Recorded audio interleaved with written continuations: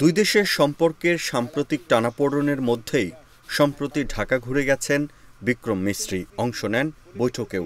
এ নিয়ে বুধবার বিরোধী দলীয় সংসদ সদস্য শশী থারুর নেতৃত্বাধীন পররাষ্ট্র মন্ত্রণালয় বিষয়ক সংসদীয় স্থায়ী কমিটির সামনে ব্রিফ করেন তিনি।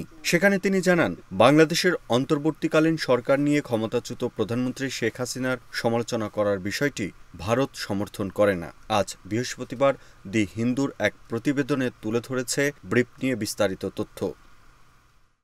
বিক্রম মিস্ত্রি বলেন, বাংলাদেশের সঙ্গে ভারতের সম্পর্ক একটি একক রাজনৈতিক দল বা সরকারের মধ্যে সীমাবদ্ধ নয়। ভারত বাংলাদেশের জনগণের উপর দৃষ্টি নিবদ্ধ করেছে। বাংলাদেশের অন্তর্বর্তীকালীন সরকার নিয়ে শেখ হাসিনা সমালোচনা করার বিষয়টি ভারত সমর্থন করে না। ভারত বাংলাদেশের জনগণের সঙ্গে সম্পর্ককে অগ্রাধিকার দেয়। বর্তমান সরকারের সঙ্গে সম্পর্ক থাকবে। গত ৫ আগস্ট ছাত্র জনতার অভ্যুত্থানে ক্ষমতাচ্যুত হয়ে দেশ ছেড়ে ভারতে চলে যান আওয়ামী লীগ সভাপতি শেখ হাসিনা। সেখানে আছেন তিনি। মাঝে মধ্যে কিছু অডিও ছড়িয়ে পড়ে শেখ হাসিনার নামে। এ ঘটনায় এরই মধ্যে আদালত তার উস্কানিমূলক বক্তব্য প্রচারে নিষেধাজ্ঞা দিয়েছে।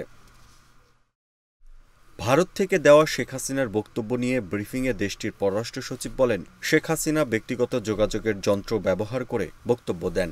ভারত সরকার তাকে এমন কোনো প্ল্যাটফর্ম বা সুবিধা প্রদানের সঙ্গে জড়িত না। বিক্রম মিস্ত্রি বাংলাদেশকে দক্ষিণ এশিয়ার বাণিজ্য ও যোগাযোগের বৃহত্তম অংশীদার হিসেবে উল্লেখ করে বলেন, সাম্প্রতিক বছরগুলোতে দুই পক্ষ রেল যোগাযোগ, বাস সংযোগ, অভ্যন্তরীণ নৌপথ নির্মাণ করেছে।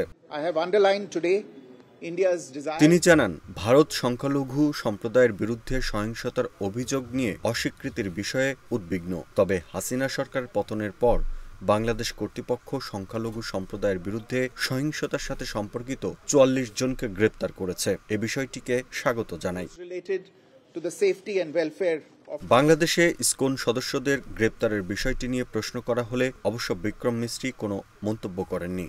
তিনি বলেন, গত বছর বাংলাদেশ থেকে ১৬ লাখের মতো ভিসা ইস্যু করা হয়েছে। ভারত বাংলাদেশের সঙ্গে সম্পর্ককে পারস্পরিক সম্পর্ক হিসেবে দেখে না, বরং ভালো প্রতিবেশী সম্পর্কের ভিত্তি হিসেবে দেখে।